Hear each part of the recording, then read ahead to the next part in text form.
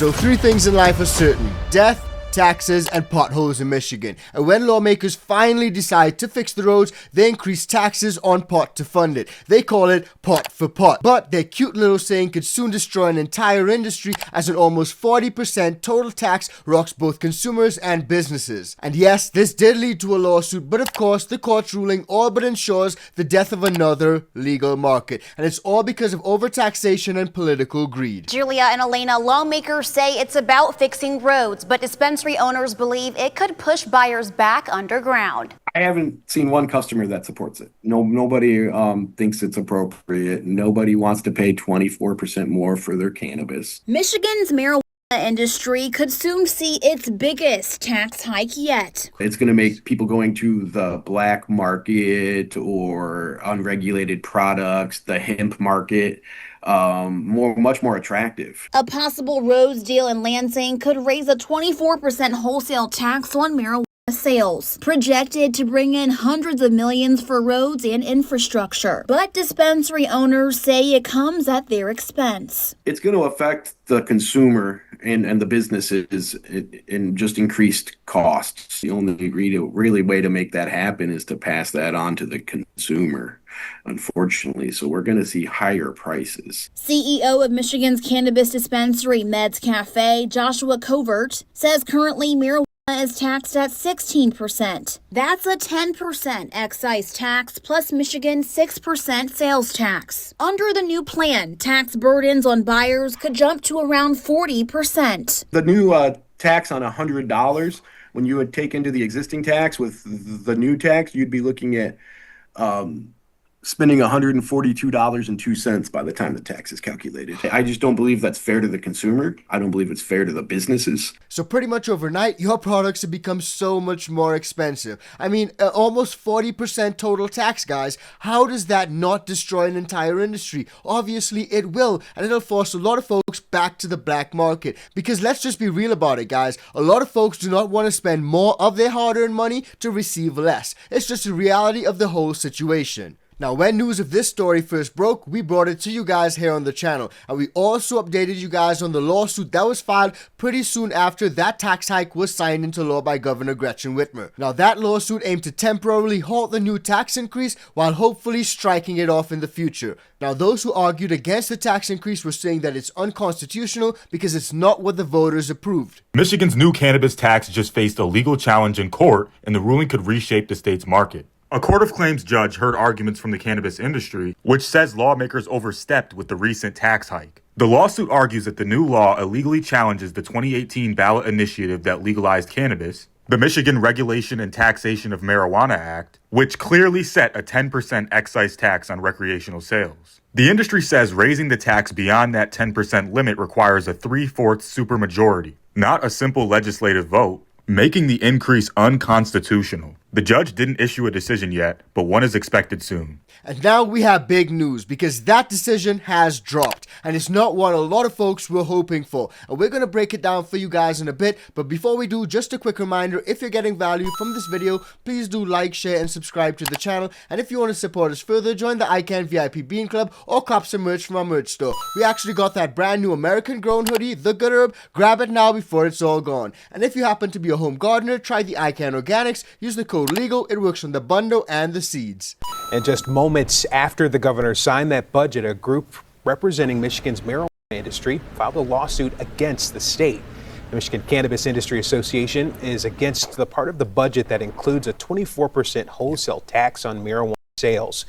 The money will go towards funding road construction projects, but the group believes that the tax will hurt the state's marijuana industry. And hurt the industry, it absolutely will. Because, I mean, think about it. What other industries have an almost 50% tax on some of these products? It's absolutely mind-blowing. On Tuesday, we told you that the Michigan Cannabis Industry Association filed a lawsuit calling the tax unconstitutional. So on Wednesday, I met with a marijuana shop owner, grower, and advocate in our Grand Rapids neighborhood to find out more about these potential impacts. Inside this warehouse on Wealthy in Grand Rapids, Casey Cornoli is cultivating a business. Oh man, I love these plants. I see these plants every day. The owner of Farmhouse Wellness, he's hands-on with his product. These plants are happy. I talk to them, we play music for them. And they have a life of their own. And we really just try to stay out of their way. It's really just, I'm just trying to help facilitate for them. So these plants are super happy. Comfortable living quarters, a constant breeze, even their own names. That's called Stink right through there. And then along that far row is a plant called Coolio.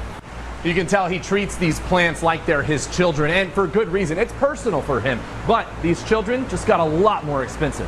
These plants and what you're seeing is ground zero for what's happening with the wholesale tax. After these plants live out their 3-month life cycle, these are 21 days older than the last room that we were in. He'll remove the buds and package them up.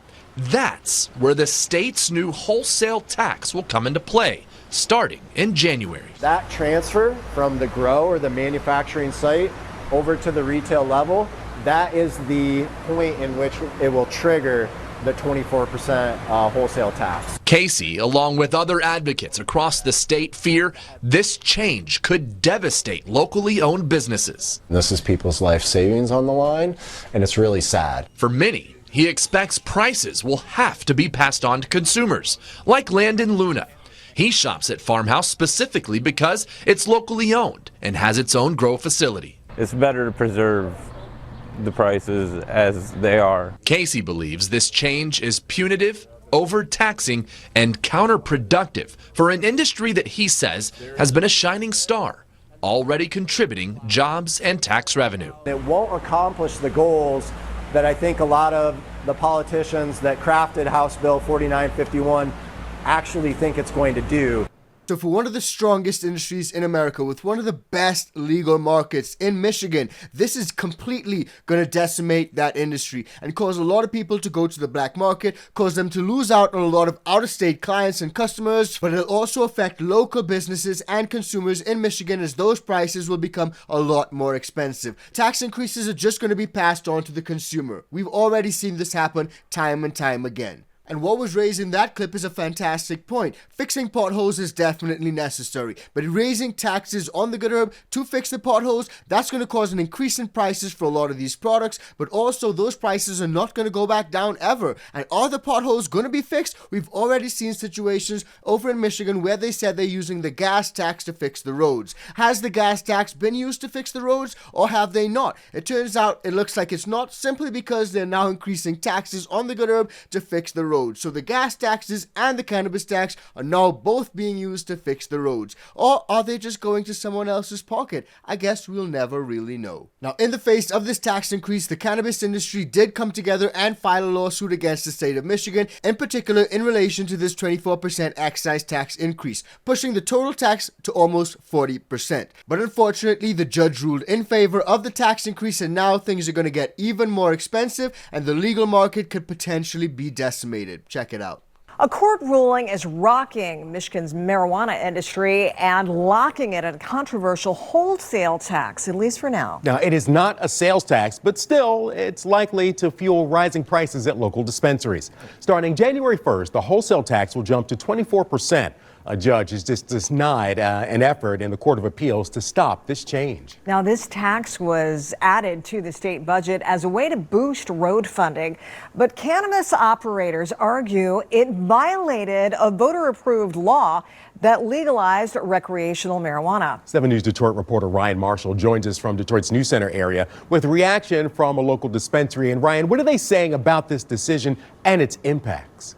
Well, Keenan, Alicia, Puff Cannabis, and many other dispensaries like them are certainly not happy with this ruling. They believe it will have an adverse effect on the industry's overall sustainability. It hurts the industry. It really does, and it's a shame to see this happening. Michigan dispensaries are bracing for the addition of a new 24% wholesale tax on recreational marijuana beginning January 1st. Nicholas Hanawa is vice president and chief legal counsel for Puff Cannabis. He says it's detrimental to the industry. You know, it's very disappointing to see that legislature took a hit like this at the cannabis industry. The state legislature narrowly passed the Bipartisan Comprehensive Road Funding Tax Act in October. This initiative is part of the new state budget, which raises money through the tax to fund road repairs across the state. Nonprofit organization, the Michigan Cannabis Industry Association, filed a lawsuit to block the tax on the same day Governor Gretchen Whitmer officially signed the bill into law. But a Michigan Court of Claims judge denied that request in a ruling on Monday. For now, cannabis companies will pay the 24% wholesale tax in addition to the existing 10% marijuana excise tax and the 6% sales tax. Hanawa says many cannabis companies won't be able to eat the additional costs and will likely pass it on to consumers. They might not see it on their receipt, but it'll be there in the form of a price increase. Customers are now beginning to weigh their purchasing options. Black market, people are going to be like, well, why get taxed here when I just go somewhere else and not get taxed? And that is a great point, guys. Psycho Billy down the street, he doesn't charge taxes. Mad Mike up the road, he also doesn't charge taxes. So why am I going to the dispo to pay this almost 40% total tax? I mean, make it make sense. Obviously, the legal market is going to be the one to lose out. Now, I do want to show you guys a little bit more of the fallout from this crazy tax hike, but of course, we got to acknowledge that the roads over in Michigan, they're absolutely crazy. Check it out. The end of a Michigan winter means one thing: pothole season. The Mitten State has the worst roads in the country. When the Motor City says some tires are built to last, well, that's some bullshit.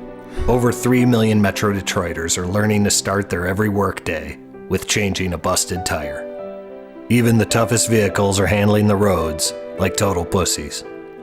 State officials say the problem is not the semi-trucks that go unweighed, and that they have solved the issue with a very complex solution by tossing a little gravel over the hole. Now, some might say there are bigger problems facing America than potholes. Between the school shootings and just every other asshole that you have to deal with day in and day out, it's a wonder why anybody even leaves the house anymore. And when the morning commute has now turned into a live-action version of Mario Kart, well, the people here have had enough. But in the end, all Michiganders can do is truck on and hope to survive the long ride home, knowing one sad truth: there is no end to pothole season. Shitty roads in the Motor City.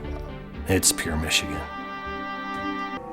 Guys, I have found the unluckiest driver in all of Metro Detroit. He has blown out so many tires on these awful roads, including a spare that he brought with him to a recent Dearborn City Council meeting looking for some answers.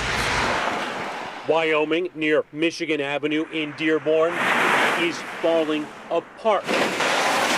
Mike Hatcham has to drive through here, and he has blown a mind-blowing number of tires. 7 tires.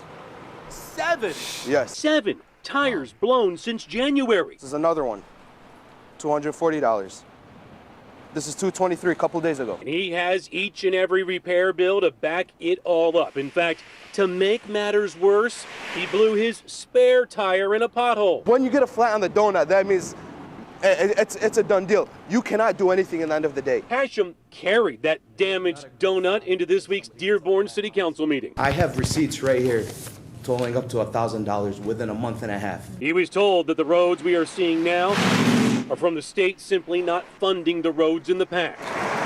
We blossomed potholes from a decade of lack of maintenance. We are the Motor City, and this is a joke. This is a complete disaster and a joke at the end of the day.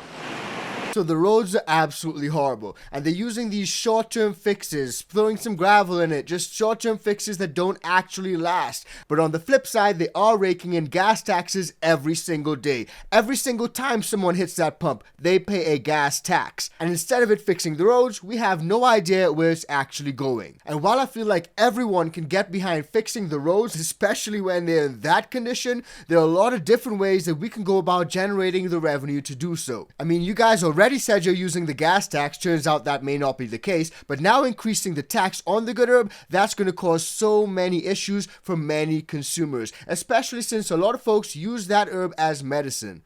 Some members in Michigan's cannabis industry say their businesses can't support a new tax that's part of the new state budget. 5 minutes down the road from downtown Lawton sits Green Hippo Provisioning. The family-owned specialty cannabis business is on year 3. Founder Thomas Deutschkow says reality of the new tax came before much advocacy from the cannabis industry could be done. I just don't understand. They can't comprehend the amount of taxes that will be lost if this truly affects the industry how we think it will. Now, I don't know if you guys are seeing a running theme here, but as we've seen in the continuing resolution which reopened the government, they slipped in that hemp ban. It's a similar situation right here because this was the budget bill and they slipped in this 24% excise tax increase to go towards fixing the roads. And again, a lot of folks were not necessarily aware of it. They literally slipped it in and a lot of the advocates didn't even know it was happening until it was too late, after it was signed into law and after the lawsuits were challenged and failed. So to me, this is a massive problem, guys, but it's not about what I think. It's about what you guys think. So drop your thoughts and concerns in the comment section down below and let me know what you think about everything that we discussed in today's video.